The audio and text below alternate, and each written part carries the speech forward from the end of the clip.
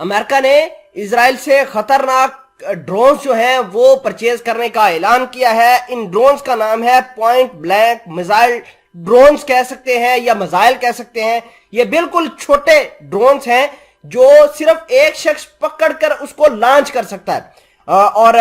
یہ اپنے ٹارگٹ کو جو ہے وہ بڑے اچھے سے ٹیکل کر سکتا ہے, اس کو برباد کر سکتا ہے. ناظرین گرامی, اسرائیل کی جو ایروسپیس انڈسٹری ہے اس نے اعلان کیا ہے کہ ہم نے اس پوائنٹ بلینک ڈرون کا کامیاب تجربہ کیا ہے اور آئندہ آنے والے دنوں کے اندر ان کا استعمال ہوگا. یعنی ان کا استعمال جو ہے یا تو امریکہ کو دیا جائے گا اور امریکہ پھر یوکرین کی جنگ کے اندر استعمال کرے گا. امریکہ اگر یہ کام نہیں کرتا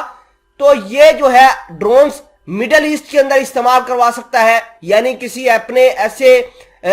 دوست ملک کو دے کے یا ایسے دہشت گرد گروپ کو دے کے جو کہ ایران کے خلاف ہے, رشیا کے خلاف ہے, ٹرکی کے خلاف ہے, سعودی عربیہ کے خلاف ہے, یہ ڈرون ان کے خلاف استعمال ہو سکتا ہے. اگر ہم بات کریں اس ڈرون کی خاصیت کی تو یہ ڈرونز جو ہے ورٹیکلی اور ہوریزنٹلی جو ہے وہ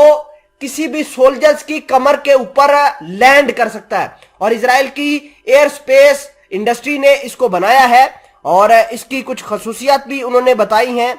یعنی اس کا ویٹ جو ہے وہ 6.8 kg ہے, لینتھ اس کی 3 فٹ ہے, فلائنگ الٹیٹیوڈ جو ہے 1500 فیٹ ہے, میکسیمم سپیڈ جو ہے 186 کلومیٹر پر آور ہے. اس حوالے سے مزید ڈیٹیل کے اندر بات کرتے ہیں. چھوٹی سی گزارش ہے کہ آپ ہمارا یوٹیوب چینل حسنات ٹی وی کو سبسکرائب کر کے پاس موجود گھنٹی کے نشان کو دبا لیں تاکہ لیٹسٹ نیوز آپ تک بر وقت پہنچتی رہے. ناظرین اگرامی, میں آپ کو یہ بتانا چاہتا ہوں کہ اسرائیل نے ڈرونز کے اندر اس وجہ سے زیادہ انویسٹ کرنا شروع کر دیا ہے کیونکہ ایران کے ڈرون سے یہ کافی خوفزدہ ہے. ہم نے دیکھا کہ کس طریقے سے حال فی الحال کے اندر ذوالفقار 1401 جو